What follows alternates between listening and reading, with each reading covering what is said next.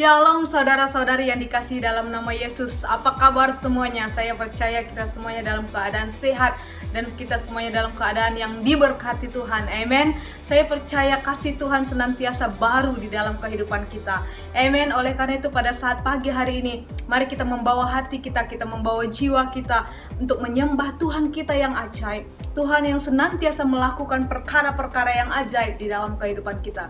Mari kita buka hati kita untuk mempersiapkan diri kita untuk menyembah Dia dan masuk ke dalam hadirat Tuhan. Amin. Dan jangan lupa kita mempersiapkan diri kita dan nota-nota kita untuk kita tuliskan setiap poin-poin firman Tuhan yang pasti akan memberkati setiap saudara-saudari yang ada di rumah. Puji Tuhan, oleh karena itu mari kita menyembah Dia dan meninggikan nama Tuhan kita yang ajaib. Haleluya. Shalom. Mari kita mempersiapkan kembali hati kita dan pikiran kita untuk menyembah Tuhan, menyeru nama Yesus. Saya percaya kita sentiasa berdoa.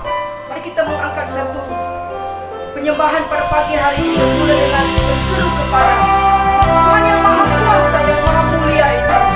Haleluya.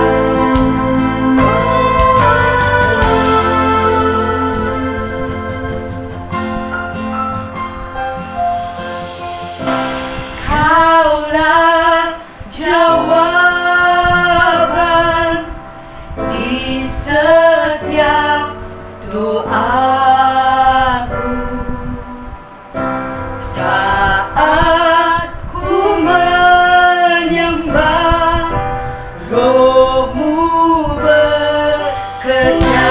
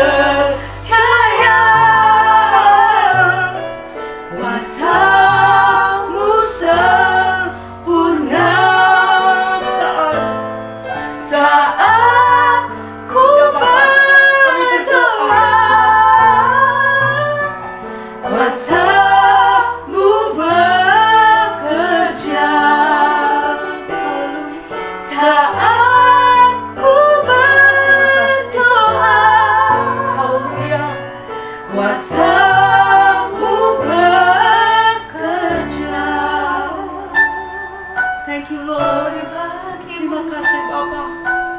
Ini doa kami yang pagi hari ini ya Tuhan. Terimalah Bapa. Haleluya. Terima kasih Bapa. Ya Tuhan, kami mau Bapa terus memuji dan menyembah Engkau ya Tuhan. Mari jemaat siapkan hati kita dan kita bersuka-suka pada pagi hari ini karena kita adalah milik Tuhan pada pagi hari ini. Amen. Haleluya. Mari kita akan menari dan memuliakan nama Tuhan. Amen. Sebab Dia Allah yang sudah menebus hidup saya dan saudara. Katakan suka-sukamu Tuhan. Suka-sukamu Tuhan. Kau yang ambil setiap hidup kami. Kau yang ambil alih. Sungguhlah hidup kami. Kami tebus.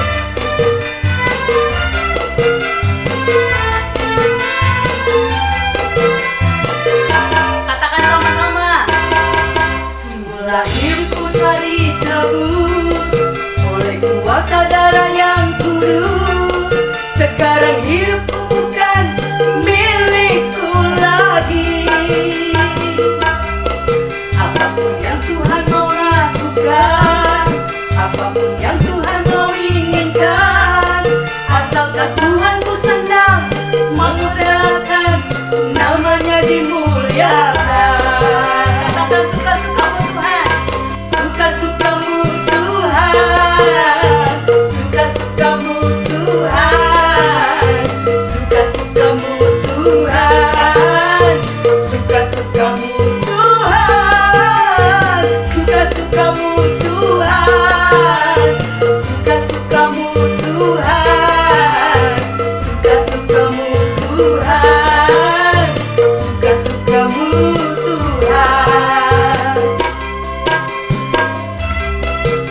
Ya. Mari kita bangkit dan menari. Haleluya.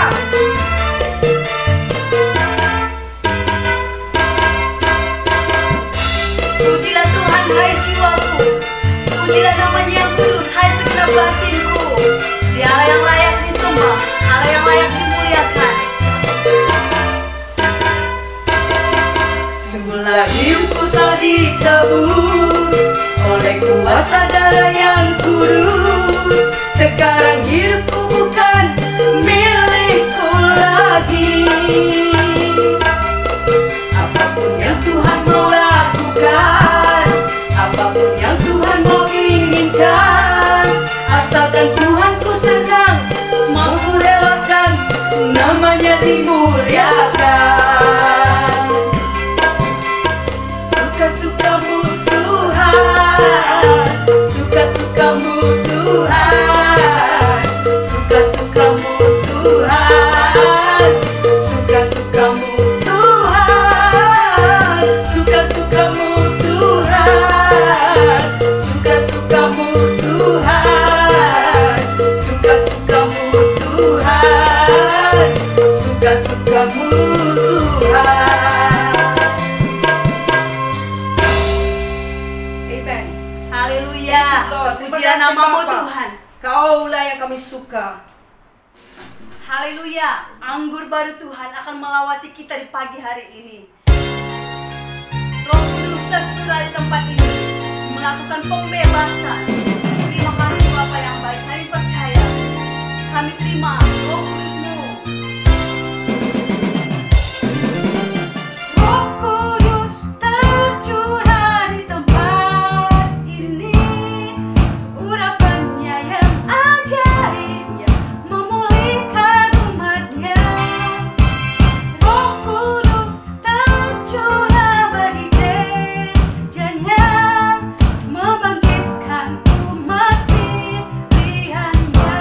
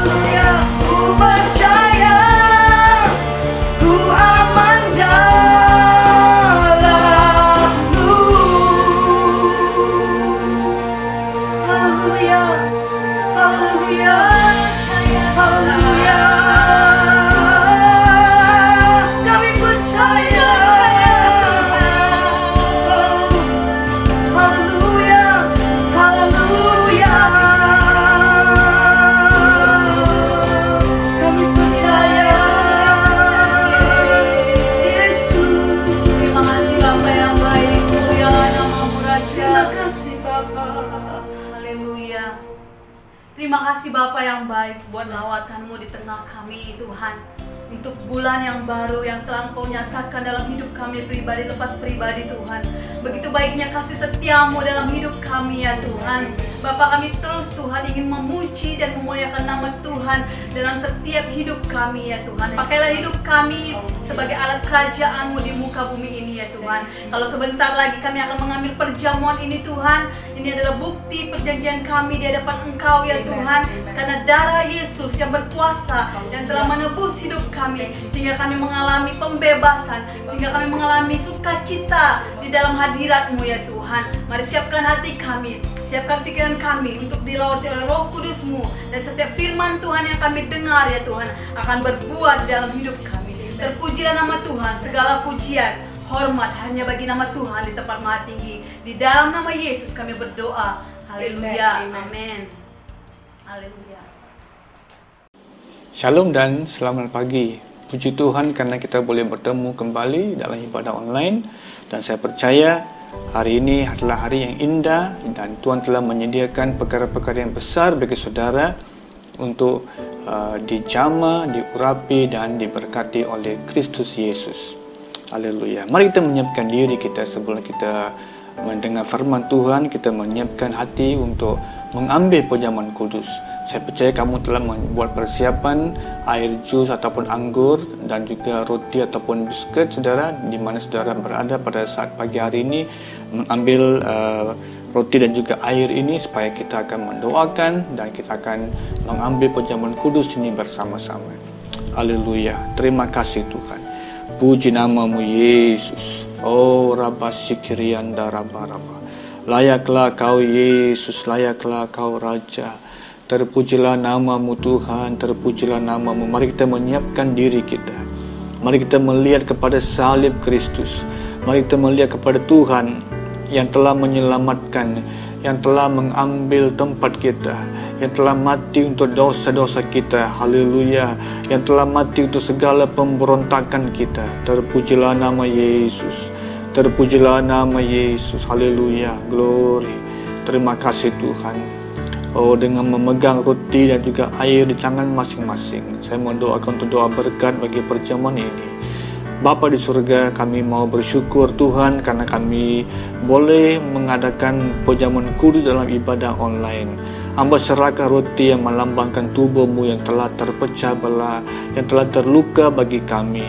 Hamba serahkan air yang melambangkan darah-Mu yang telah tercurah bagi kami Tuhan. Mari Bapa, saya berdoa agar Engkau memberkati perjamuan ini supaya nama-Mu dipermuliakan dan setiap umat-Mu yang mengambil perjamuan kudus diberkati dengan berkat yang luar biasa. Terima kasih Tuhan Yesus, semuanya kami telah doa dalam nama Tuhan Yesus Kristus. Amin. Haleluya. Terima kasih Tuhan. Puji nama-Mu Yesus, terpujilah nama-Mu Tuhan. Haleluya. Terima kasih. Ini adalah waktu untuk kita merenungkan segala kebaikan-kebaikan Tuhan.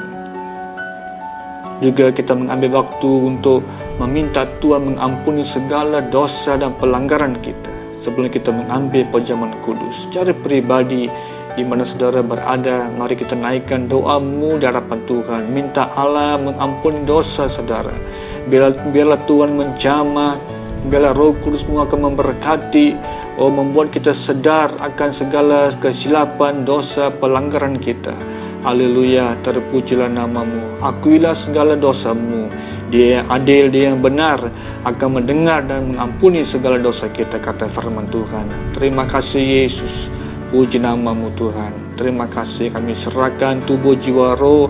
Kami serahkan hidupan kami hadapan-Mu Tuhan. Ampuni kami Yesus. Haleluya. Terpujilah nama-Mu.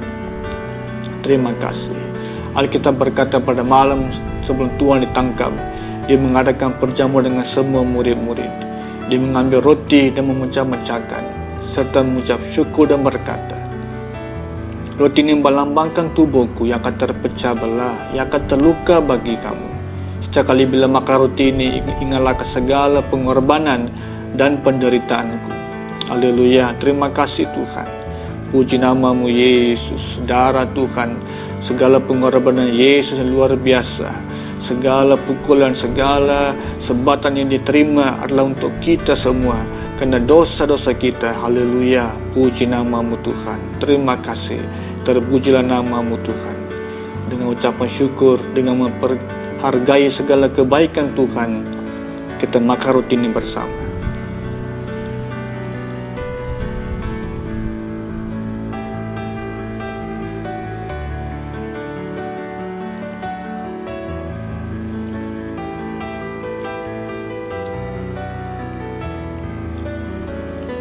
Terima kasih Tuhan. Puji nama-Mu Yesus. Dia juga mengambil cawan berisi air anggur dan mengucap syukur dan berkata, air ini melambangkan darahku.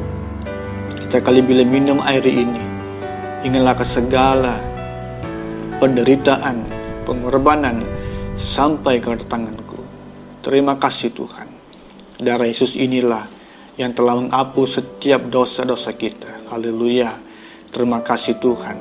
Tanpa penumpahan darah tidak ada pengampunan. Dan tanpa penumpahan darah Yesus tidak ada pengampunan atas dunia ini. Haleluya. Terima kasih Tuhan buat segala pengorbanan yang besar yang telah Kau buat bagi kami. Terpuji nama-Mu. Haleluya. Dengan ucapan syukur kita minum air ini bersama. Terima kasih Tuhan.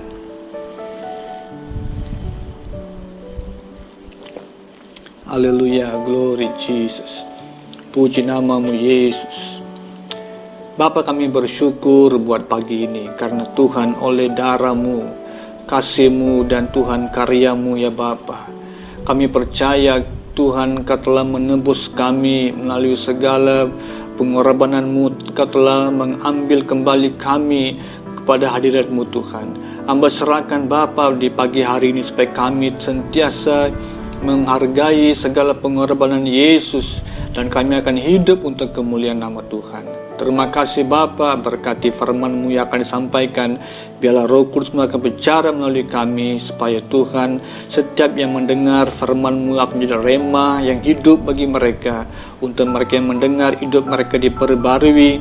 Biarlah hidup yang lemah diperkuatkan, yang sakit disembuhkan, yang terikat dibebaskan oleh kuasa firman-Mu, oleh kuasa nama-Mu Tuhan. Terpuji nama-Mu dan semuanya kami telah berdoa dalam nama Tuhan Yesus Kristus. Amin, amin, amin. Puji Tuhan. Haleluya. Senang sekali bertemu kembali dalam ibadah online. Dan saya percaya saudara, ibadah ini bukan sekadar satu ibadah online, tetapi satu ibadah yang rasmi, karena saya percaya saat kita bertemu, kata firman Tuhan, bila 2-3 orang berkumpul dalam nama Tuhan, di situ adanya Roh Tuhan, di situ adanya Kristus bersama dengan kita. Amin. Puji Tuhan. Mari kita lihat kepada firman Tuhan pada pagi hari ini pada Injil Matius pasal yang ke-19. Injil Matius pasal yang ke-19 ayat 16 hingga 22. Injil Matius 19 ayat 16 sampai 22. Saya akan berikan tema pada pagi hari ini tentang hal ini, yaitu ketika kita meletakkan keutamaan kita di tempat yang salah. Ketika kita meletakkan keutamaan kita di tempat yang salah. Saudara, kita mau perhatikan bahwa dalam kehidupan kita ini ada banyak pilihan-pilihan. Ada banyak kita punya keutamaan-keutamaan yang kita perlu ambil untuk menjalani kehidupan sehari-hari yang kita ini. Jadi dalam segala perlombaan rohani kita ataupun sebagai seorang manusia, saudara, kita ada banyak hal-hal yang terutama yang kita perlu utamakan. Jadi apa itu prioritas dalam kehidupan seseorang? Apabila kita utamakan ataupun kita mementingkan satu hal yang lebih penting daripada perkara-perkara yang lain, itu digelar keutamaan ataupun kita punya prioritas. Jadi sebagai anak Tuhan, sebagai seorang Kristen, bagaimana kita mulai memilih perkara yang terutama daripada yang penting? Bagaimana kita mulai membuat perbandingan antara perkara yang sangat urgent, sangat penting daripada perkara-perkara yang juga perlu diberi perhatian tetapi tidak begitu penting. Saya beri kamu contoh. Setelah banjir, mencari tempat hidup adalah keutamaan pertama kita. Right? Setelah banjir selesai, reda banjir itu, saudara, hal yang pertama yang kita akan cari adalah tempat tinggal. Kita akan cari tempat perlindungan. Tidak ada individu lepas banjir sudah selesai, dia mulai mencari Starbucks. Dia tidak mencari Kentucky Fried Chicken, karena itu bukan keutamaan mereka waktu itu. Bagi mereka segala harta benda sudah hilang, sekarang mereka perlu bina kembali. Jadi mereka utamakan hal yang terutama. Makanya dalam kehidupan kita kadang-kadang kita mengambil langkah-langkah ataupun kita meletakkan keutamaan kita di tempat yang salah. Dalam firman Tuhan tadi yang kita akan diperhatikan ini, kita akan mulai merenungkan bagaimana anak muda ini membuat keutamaan-keutamaan yang salah, dan apa yang telah membuatkan dia gagal dalam pertumbuhan sebagai seorang anak muda yang kaya waktu zaman Yesus itu. Dan saya mau berikan satu contoh yang benar dalam dunia hari ini. Saudara, seorang bernama Surya Cathy adalah seorang pendiri Chick-fil Chicken Restaurant, seorang pendiri restoran chicken yaitu yang hebat pada zamannya itu, saudara. Dan dia ini adalah seorang individu yang sangat aneh, karena dia punya restoran ada customer yang bagus, dia ada pekerja yang hebat, dan yang keindahan dia adalah, saudara, dia akan memberikan hari Minggu adalah hari libur, cuti, supaya para pekerja-pekerja dia boleh meluangkan waktu untuk beribadah dan juga bersama dengan keluarga pada hari Minggu. Dan bila mereka sedang berjalan semakin maju mereka punya bisnes, satu ketika itu dia punya perniagaan mulai menurun. Dia mulai agak tidak begitu lancar perniagaan dia. Dan dia ini pendiri restoran ini mulai memanggil konsultan supaya dia boleh mendapatkan pandangan apa yang harus dilakukan dengan situasi seperti ini. Dan datang itu konsultan berjumpa dengan manajer dan juga para pekerja. Lepas dia membuat satu survei dan dia mulai memberikan beberapa sarana ataupun dia punya nasihat kepada restoran ini. Dia bilang hari Minggu kedai jangan ditutup, karena hari Minggu adalah hari yang peak day, yaitu waktu yang ramai tetamu datang. Dan dia kata hari Minggu selalunya 30-40% untungnya datang. Satu, dia bilang. Kedua, dia kata harga-harga sandwich yang dijual tu harus dipertingkatkan supaya pendapatan restoran mulai maju. Dan ketiga, dia berkata setiap pekerja yang tidak produktif itu, dia bilang, dia kata hentikan mereka. Dan konsultan ini dia pun pulang. Lepas tu pendiri Truth Cathy ini dia mulai meluangkan waktu untuk cari Tuhan. Dia berdoa, dia mulai membuat sedikit penilaian dan menerima pandangan konsultan itu, dan dia mulai membuat apa yang Tuhan mau dia lakukan. Akhirnya dia bawa satu konklusi. Hari Minggu dia tutup restoran itu. Dan kedua, setiap pekerja tidak diberhentikan. Dan ketiga, dia menaikkan gaji untuk setiap pekerja.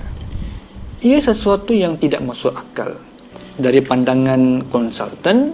Dengan pendiri ini, founder ini, saudara, ia bercanggah. Kenapa bercanggah? Waktu bila dia mulai menjalankan restoran dia lepas keadaan ini, dia mulai semakin maju di Amerika Syarikat. Dia mulai lancar, dia ada pelbagai cabang-cabang restoran dia mulai buka. Dan orang mulai menanyai kepada dia apa yang kunci keberhasilan. Salah satu dia berkata dia mulai mengutamakan Tuhan dalam bisnis. Dia bilang uang datang karena Tuhan hadir dalam restoran dia, bukan karena customer yang banyak.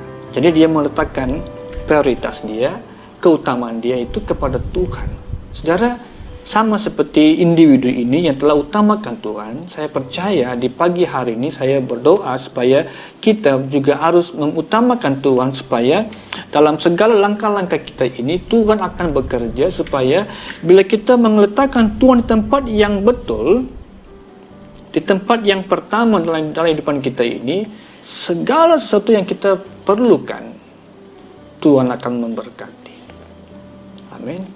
Saya percaya Dia Jehovah Jireh. Saya percaya Dia Jehovah Rafa. Saya percaya Dia Jehovah Nisi. Saya percaya Dia El Shaddai, Allah yang luar biasa, yang mengubah setiap keadaan, yang mengubah segala situasi.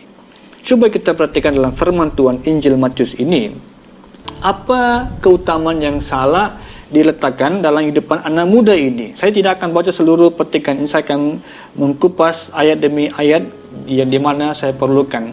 Saudara, bila kita baca ayat ini dikatakan bahwa datang seorang anak muda kepada Yesus ini untuk mencari tahu apa yang dia boleh buat untuk memperoleh hidup yang kekal. Saudara, persoalan dia masuk akal karena dia punya satu fokus yang jelas, yaitu dia mau hidup yang kekal. Itu pertanyaan yang sangat bagus. Saya percaya setiap individu perlu ada satu wawasan ataupun tujuan seperti anak muda ini yang dia sedang mencari. Dia mau tahu, dia ingin tahu apa yang dia harus lakukan untuk memperoleh hidup yang kekal. Di banyak kali pada hari ini kita perhatikan orang gagal karena tidak utamakan kerohanian. Mereka mulai fokus hal-hal yang lain. Sebab itu kita perhatikan pada hari ini, dunia hari ini mulai terbalik. Individu hari ini, teman-teman ataupun masyarakat hari ini mulai terbalik karena mereka mencari hal-hal yang tidak memberikan kepuasan. Tetapi bila kita baca dalam Injil Yohanes 3:16 dikatakan seperti ini, karena begitu besar kasih Allah ke atas ke dunia ini sehingga Ia telah mengkaruniakan anaknya yang tunggal, supaya setiap orang yang percaya kepadanya tidak binasa, melainkan beroleh hidup yang kekal. Saudara, ini adalah janji untuk saudara. Ini adalah janji yang kita perlu pegang sepanjang kehidupan kita ini. Ini adalah kita punya keutamaan yang kita perlu pegang sepanjang hayat kehidupan kita ini. Amen. Haleluya. Saudara, bila dia bertemu dengan Yesus, saudara, dia mulai mau ingin tahu di mana kesilapan dia. Dia mungkin mau retune hidupan dia supaya dengan mendapati nasihat daripada Yesus, dia mungkin bisa mengubah gaya hidup, ataupun dia mungkin fikir dia sedang menjalani hidupan yang bagus dengan pimpinan Tuhan. Dan dalam proses dia mau mencari ini, saudara, kita mulai melihat bahawa beberapa kesilapan dia lakukan. Salah satu saya mau ungkitkan di sini, bahwa kalau baca ayat yang ke-22 dikatakan seperti ini, saudara. Ketika orang muda itu mendengar perkataan itu, pergilah ia dengan sedih sebab banyak hartanya. Saya ulang ayat 22. Ketika orang muda itu mendengar perkataan itu, perkataan apa sih? Dengar, kita baca ayat 21. Kata Yesus kepadanya, jikalau engkau hendak sempurna, pergilah jual segala harta milikmu, berikanlah itu kepada orang-orang miskin, maka engkau akan beroleh harta di surga. Bila dia mendengar kata ini, ayat 22 berkata, dia mulai rasa sedih sebab hartanya begitu banyak sekali. Bible kita tidak mencatatkan banyak seperti apa, tapi katakan dia seorang yang kaya. Jadi dia punya keutamaan yang pertama adalah dia punya fokusnya adalah kekayaan, materi, kebendaan dia. Meletakkan keutamaan di tempat yang salah. Kekayaan bukan segala-galanya, karena kekayaan datang, kekayaan juga bisa pergi. Kita boleh mencari uang, dan juga uang itu satu ketika juga akan habis. Kita juga boleh mencari uang, dan kita juga boleh menyimpan di bank, mendapatkan interest dan sebagainya. Saudara, kita boleh buat pelbagai cara untuk mendapatkan keuangan. Enggak salah, tidak salah mencari uang, tidak salah menjadi orang kaya. Tetapi ini kata firman Tuhan dalam Lukas 12 dikatakan dalam ayat 19 berkata seperti ini. Sesudah itu aku berkata kepada jiwaku, jiwaku, ada padamu banyak barang tertimbun untuk bertahun-tahun lamanya. Beristirahatlah, makanlah, minumlah, dan bersenang-senanglah. Ayat 20 berkata, tetapi firman Tuhan kepadanya, hai engkau orang bodoh, pada malam ini juga jiwamu akan diambil daripadamu, dan apa yang telah kau sediakan untuk siapakah itu nanti? Saudara, kita bisa mengkumpul harta yang bertimbun-timbun. Kita boleh meletakkan harta begitu banyak. Bila kita meninggal, kita tidak ada kesempatan untuk menikmati harta kita ini. Jadi, kadang-kadang kita meletakkan keutamaan kita di tempat yang salah. Yang contoh yang pertama. Contoh kedua, saya boleh pakai Marta. Kalau baca dalam Lukas pasalnya ke-10, dikatakan ayat dalam 41 mengatakan, tetapi Tuhan menjawab, Marta, Marta, engkau khawatir akan dirimu dan menyusahkan diri dengan banyak perkara. Saudara, ini satu situasi di mana datang Yesus ke rumah Marta dan Maria, dan Yesus mulai mengajar di dalam rumah ini itu. Dan di sini dikatakan dalam firman Tuhan, saudara, Marta ini sibuk melayani. Saudara, saya percaya ini adalah budaya setiap orang. Budaya orang timur kita ini adalah orang yang suka melayani tetamu kita. Itu adalah normal, itu adalah keadaan yang biasa. Tetapi yang Tuhan inginkan adalah Marta memberikan waktu untuk mendengar firman Tuhan. Tapi kata Alkitab di situ, Maria duduk di bawah kaki Yesus, mendengarkan apa yang Tuhan Yesus sedang mengajar. Dia mendengar, dia mulai receive, diterima daripada Tuhan segala ajaran firman Tuhan. Marta sibuk di dalam dapur buat persiapan. Saudara, hari ini kita pun ada ibadah online, dan bila ada ibadah online, kita menonton daripada mana-mana pun, mungkin daripada kita tempat kerja, atau kita mungkin dari rumah masing-masing. Saudara, kita bisa menonton dan menikmati ibadah online. Sewaktu ibadah sedang berjalan, kita bisa bebas berjalan ke sana, ke sini. Kita boleh ke dapur, kita boleh masuk kamar, kita boleh menjemur pakaian, kita pergi ke dapur, ambil makanan. Saudara, kita buat hal-hal ini sewaktu ibadah sedang berjalan. Saudara, ibadah online adalah ibadah yang seperti ada di gereja kita sebenarnya. Ia bukan sekadar kerana untuk mengisikan tempat kosong hari Minggu, saudara, kita adakan ibadah online. Karena situasi dunia tidak mengizinkan, kita menggunakan secara online. Jadi hormati ibadah yang sedang kita nikmati. Amen. Hormati ibadah, nikmati ibadah. Biarlah kita waktu mendengar firman Tuhan, kita berikan fokus. Ambillah buku nota, ambillah salinlah nota-nota khotbah itu, biar kita merenungkan supaya jiwa kita diperkuatkan dan disegarkan. Amen. Ini adalah beberapa kesilapan-kesilapan kita buat secara tidak sadar, kadang-kadang dengan sadar. Nah, saya membawa kamu kepada kitab Wahyu tentang 7 buah gereja. Pada hari ini kita perhatikan bahwa 7 buah gereja ini pun ada dalam satu gereja.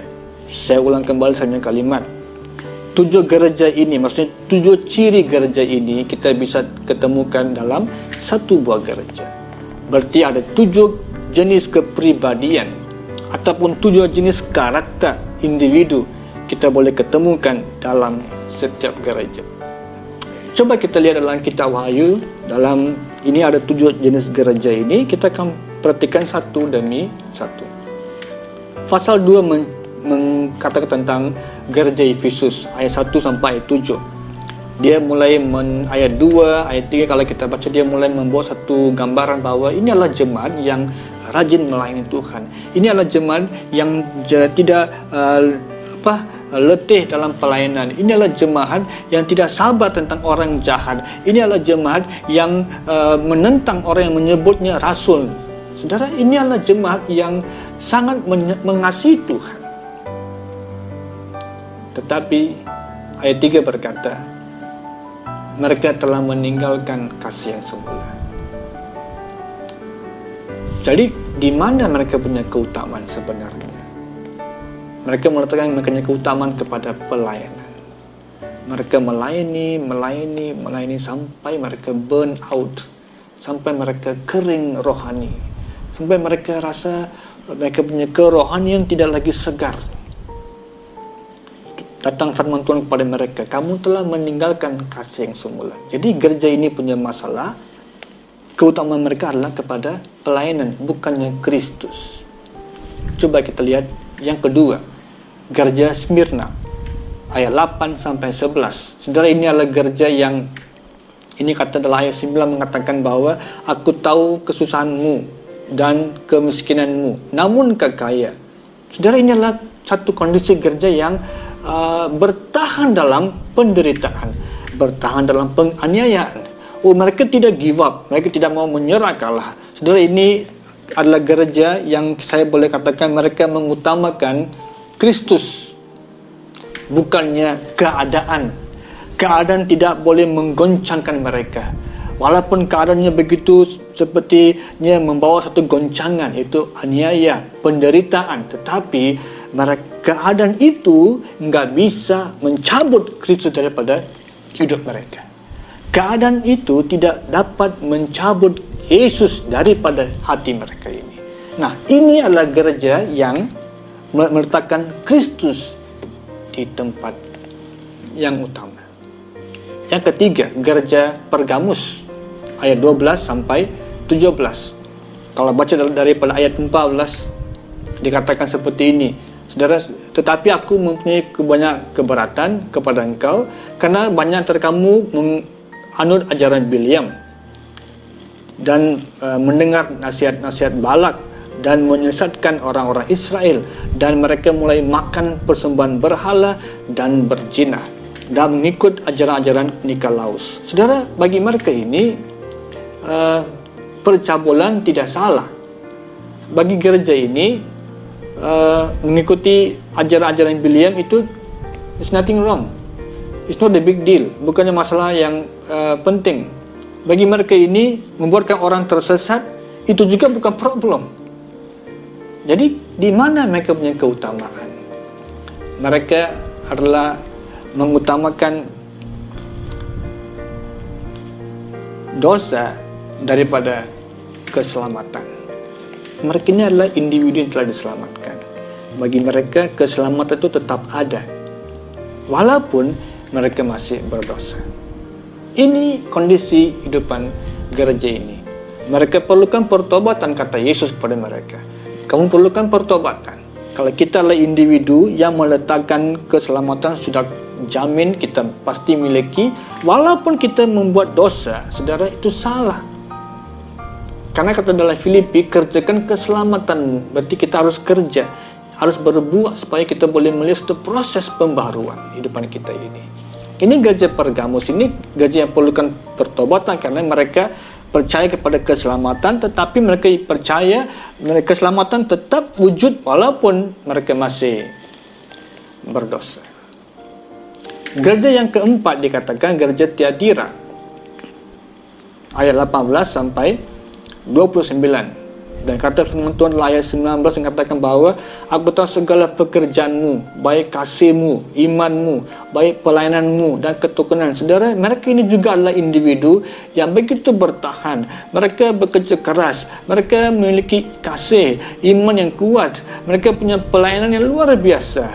Tapi mereka mengizinkan wanita Isabel, roh-roh Isabel mulai masuk dan mulai menyesatkan bangsa-bangsa ataupun jemaat pada waktu itu. Mereka mulai menikmati penghiburan seksual.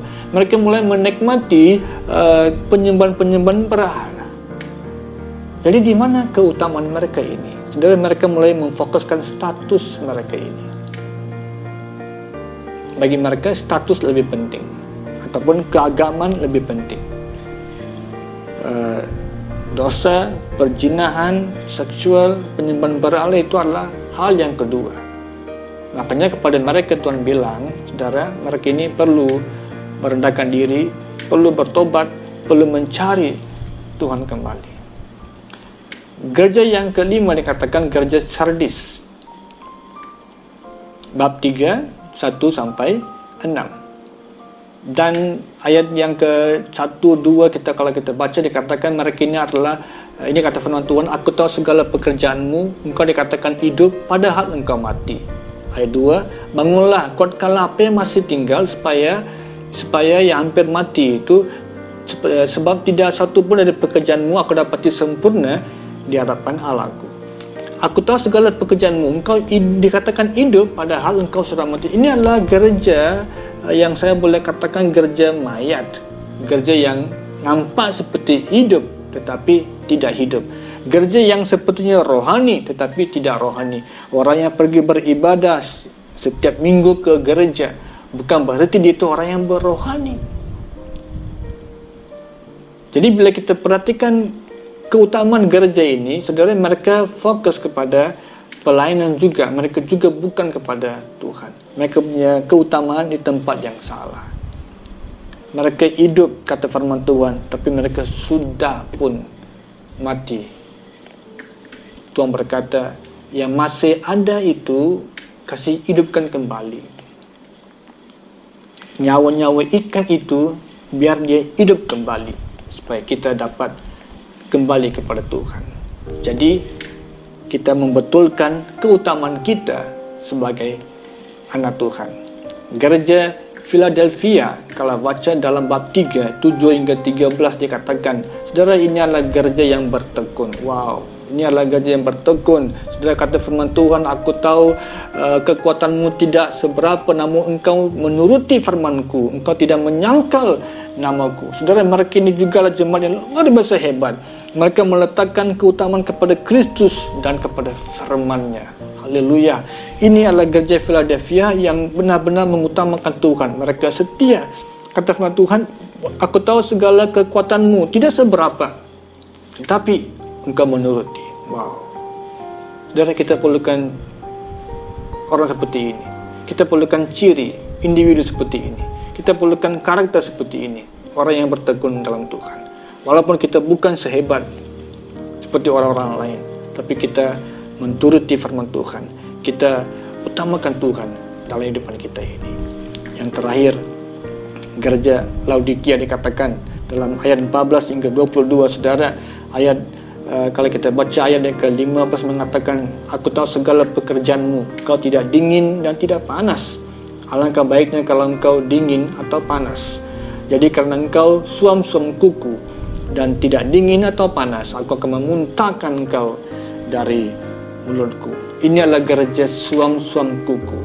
Keutamaan mereka kepada kebendaan-kebendaan. Wah, mereka mengumpulkan apa yang mereka boleh kumpulkan, kekayaan, segala harta benda mereka boleh kumpulkan, tapi mereka meletakkan di tempat yang salah. Setiap gereja ini ada keutamaan mereka yang disalah diposisikan. Keutamaan mereka ini disalah diletakkan. Dalam kehidupan kita pada hari ini pun, kita mungkin bisa mengulangi gereja-gereja ini. Daripada 7 buah gereja ini, hanya 2 ini yang Tuhan bilang gereja yang sukses. Gereja Smyrna dengan gereja Philadelphia adalah gereja yang sukses, yang Tuhan menghargai mereka ini karena mereka bertahan, bertekun untuk Tuhan, yang berpegang pada firman Tuhan. Di mana kita pada hari ini? Kamu di mana dalam 7 buah gereja ini? Apakah keutamaan kita di tempat yang betul ataupun keutamaan kita di tempat yang salah? Saudara, masih belum terlambat, amin. Kita belum terlambat, kita masih boleh membetulkan kondisi depan kita ini, kita masih boleh membetulkan situasi kita ini, kembali kepada dasar firman Tuhan.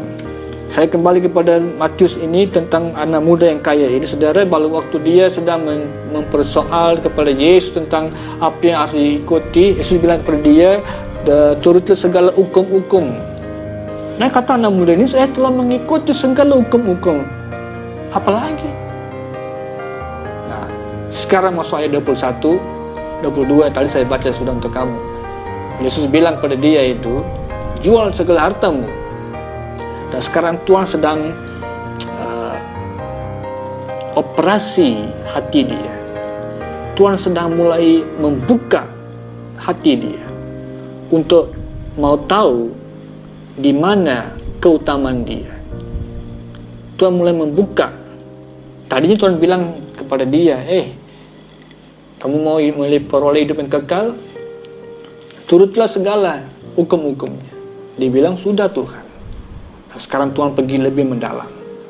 Tuhan mulai buat satu operasi pembedahan dalam hati dia untuk mau tahu di mana hati dia. Apakah keutamaan dia tempat yang betul? Jelas sekali kita perhatikan, saudara, anak muda ini meletakkan dia punya prioritas ataupun keutamaan dia kepada kekayaan. Jelas sekali. Sebab ayat 22 mengatakan bahwa waktu dia mendengar kata-kata itu, dia pergi dengan begitu sedih karena banyak harta, kata firman Tuhan. Dalam kehidupan kita pada hari ini adalah proses yang kita perlu hadapi. Ini adalah jalan-jalan yang kita perlu ambil supaya kita boleh membetulkan kita punya perjalanan rohani, supaya mungkin sepanjang sampai hari ini, saudara, saya telah meletakkan atau kamu telah meletakkan kita punya keutamaan di tempat yang salah. It's not too late. Belum terlambat kita bisa mengubah kembali. Saudara, kita mungkin telah mengutamakan hal-hal yang lain daripada Tuhan selama ini. Kita mungkin utamakan pekerjaan kita. Kita mungkin utamakan keluarga kita. Kita mungkin utamakan keuangan kita. Dan hal-hal yang lain. Saudara, semua hal ini bukannya salah. Tapi bila semua hal ini mengambil tempat Tuhan, itu yang menjadi salah. Itu yang membuatkan Tuhan rasa tidak senang. Tuhan cemburu, kata firman Tuhan. Amen. Bila kita mulai menyembah Allah lain, waktu bangsa Israel, Allah cemburu dengan mereka. Tuhan bilang, jangan ada Allah lain selain daripada aku. Hukum yang terutama dalam 10 Commandments itu, Tuhan bilang, jangan ada Allah yang lain. Wow, berarti Tuhan mau pada hari ini kita pun miliki seperti itu. Biarlah Tuhan be the center of our life. Dialah tengah, Allah yang di pusat kehidupan kita, yang kontrol segala-galanya. Satu ketika ada seorang raja yang ingin memberkati rakyatnya, dan dia memanggil semua rakyatnya di halaman istana dia, dan dia mulai menyampaikan satu pengumuman yang sangat penting. Dia bilang, kamu adalah rakyatku yang sangat bagus, dan saya ingin memberkati kamu. Waktu bila mereka mendengar kata-kata raja mereka ini, mereka bersorak-sorai karena, wow, raja kami akan memberkati kami. Tapi mereka tidak tahu apa yang akan diberkati. Dia mau terus menyambung, dia berkata, istanaku cukup besar, dan dalam istanaku ada banyak benda-benda yang berharga. Saya ingin memberkati kamu. Sementara kamu boleh masuk ke dalam istanaku, seorang ambil satu barang yang kamu inginkan dan pulanglah dan menikmatilah dengan harta tersebut. Dan bila waktunya diberi buka pintu untuk mereka masuk dalam istana, wow, saudara, semua rakyatnya masuk dengan begitu senang. Mereka masuk dan mereka ambil barang-barang yang mereka perlukan. Seorang ambil satu barang, mereka pulang. Mereka pulang dengan wajah yang penuh dengan ceria, mereka pulang. Dan raja sedang melihat akan keadaan yang begitu menyenangkan hati dia karena memberkati rakyat dia dengan harta yang dimiliki itu. Dan sementara ia sedang berjalan, saudara, banyak orang masuk keluar, ambil barang, pulang, saudara. Dan seorang anak muda datang kepada raja itu, dia mulai memeluk raja tersebut.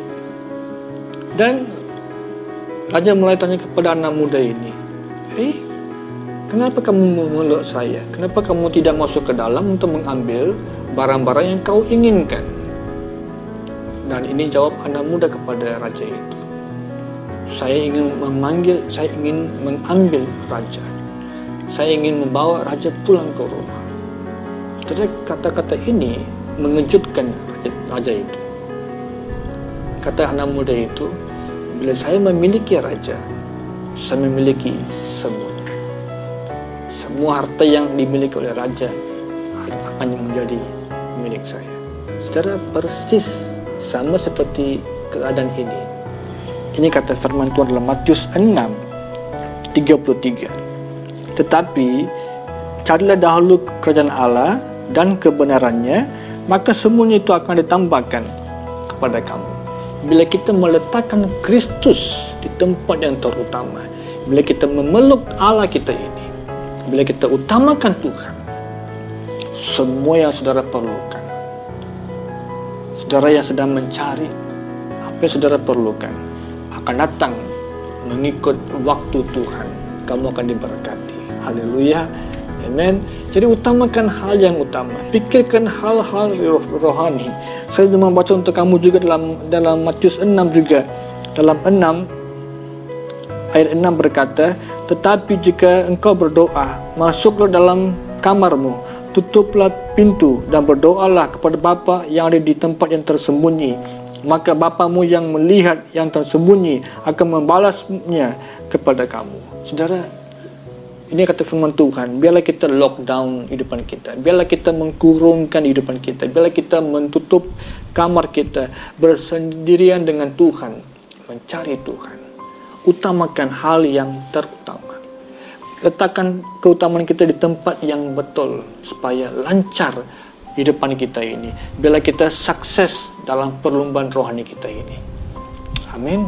Saya mengakhiri dengan firman Tuhan ini daripada Injil Yohanes 6 ayat 27 dikatakan, bekerjalah bukan untuk makanan yang akan binasa, melainkan untuk makanan yang bertahan sampai kepada hidup yang kekal, yang akan diberikan Anak Manusia kepadamu, sebab dialah yang disahkan oleh Bapa Allah dengan meterainya. Saya ulang kembali bahagian yang awalnya. Bekerjalah bukan untuk makanan yang dapat binasa, melainkan untuk makanan yang bertahan sampai kepada hidup yang kekal. Saudara, seperti kata firman Tuhan ini, saudara, kita harus bekerja bukan untuk benda-benda yang sementara saja, benda-benda yang akan hilang. Saudara, kita bisa mengejar ambisi ataupun kita punya kerinduan, kita punya cita-cita, saudara. Kita punya keinginan, kita mau cari, saudara, tidak salah, tapi ia hanya temporary, sementara saja. Jadi kata firman Tuhan, cari sesuatu yang berkekalan, makanan yang akan berkekalan. Jadi digalakanlah melalui firman Tuhan ini bahwa Tuhan mau orang-orang percaya kita ini supaya mencari ataupun meletakkan Tuhan di tempat yang terutama, di tempat yang betul, dan juga biarlah kita membuat perkara-perkara yang menyenangkan Tuhan. Karena apa? Bila orang yang mencari ataupun meletakkan Tuhan di tempat yang terutama, bagi dia dunia bukan lagi tertarik kepada dia lagi, ataupun dia tak tertarik kepada dunia. Bila dia utamakan Allah, orang-orang seperti ini, dia bila melihat penghiburan di dunia itu, bagi dia bukan sangat tertarik, karena hati dia sudah pun diberi kepada Kristus. Dia mulai tertarik kepada hal-hal kerohanian, hal-hal yang berkekalan, hal-hal yang akan memberikan penghiburan. Memang dalam dunia kita pun ada hari ini, adanya ketenangan, adanya penghiburan, adanya kesenangan. Tetapi semuanya adalah sementara saja. None is eternal. Tidak ada satu pun yang berkekalan. Tetapi dalam Kristus, bila kita mengutamakan Tuhan, bila kita fokus kepada Allah, segala hal yang kita mau miliki, yaitu makanan yang berkekalan itu, saudara, bila kita mencari firman ini, ataupun kita mencari situasi seperti ini, ia akan membawa kita kepada kehidupan yang berkekalan. Sebagai pendorong kepada kamu pada pagi hari ini, bila kita mengutamakan Tuhan, jangan lagi tertarik kepada hal-hal duniawi, bila kita tertarik kepada Kristus, biarlah firman Tuhan ini menjadi pendorong dan memberi galakan kepada kita semua. Amin. Haleluya. Mari kita berdoa. Terima kasih Tuhan. Bapa, kami sudah mendengar firman Tuhan tentang meletakkan keutamaan kami di tempat yang betul. Bila kami Tuhan mulai memperbaiki ataupun meletakkan Tuhan keutamaan kami, ya Bapa, mungkin kami selama ini kami telah salah membuat pilihan. Mungkin salah meletakkan keutamaan kami, ya Tuhan. Kami mungkin secara manusiawi kami telah gagal karena kami terikat ataupun kami didorong oleh roh kedagingan kami, Tuhan. Bila kami pada pagi ini Tuhan bertobat, merendahkan diri hadapan Tuhan, kami minta maaf Tuhan karena kesilapan kami yang kami telah buat selama ini. Seperti gereja yang dua itu Tuhan, yang bertahan untuk Kristus, yang berpegang kepada segala firman Tuhan. Gereja Smyrna yang bertahan dalam segala penganiayaan. Oh Tuhan, Engkau telah memberkati mereka. Bapa, kami memiliki karakter seperti itu dalam kehidupan kami pada hari ini. Ubahlah kami Tuhan untuk memiliki satu ketekunan di kalangan dalam situasi yang memberi kami tekanan, dalam keadaan yang memberi kami kebimbangan. Biarlah kami meletakkan Kristus di tempat yang betul dalam hati kami Tuhan, supaya kami tidak akan mundur, kami tidak akan give up. Karena kami percaya dalam Yesus ada berkat, dalam Yesus ada penyembuhan, dalam Yesus ada berkat-berkat yang berkelimpahan. Terima kasih Tuhan, Amba serahkan seluruh jemaat Tuhan, Kau berkati supaya segala usaha tangan mereka Kau campur tangan Bapa, supaya kasih setia Tuhan akan sentiasa menjamah seluruh jemaat Tuhan. Terima kasih Yesus, semuanya kami telah berdoa di dalam nama Tuhan Yesus Kristus. Amin, amin, amin. Shalom dan Tuhan memberkati. Puji Tuhan, terima kasih Pastor Julian untuk firman yang sudah disampaikan sebentar tadi, dan kami sangat diberkati oleh firman Tuhan yang menguatkan kami, yang mendorong kami, yang memotivasi setiap kehidupan kami. Dan kami percaya firman ini akan senantiasa memperbaiki kami, mengoreksi kehidupan kami untuk lebih lagi di dalam Tuhan. Oleh karena itu saudara-saudari, pada saat pagi hari ini saya ingin membacakan firman Tuhan dari Maleakhi bab yang ketiga ayat yang ke-10, dikatakan, bawalah seluruh persembahan persepuluhan itu ke dalam perbendaharaan rumahku. Saudara-saudari, pada saat ini mari kita mempersembahkan persembahan yang khusus, yang khas dari hati kita. Dengan penuh sukacita kita akan memberikan persembahan kita kepada Tuhan. Amen. Secara online kita boleh mengirimkan kepada account Gereja Kajang Assembly of God yang tertera di dalam screen Anda.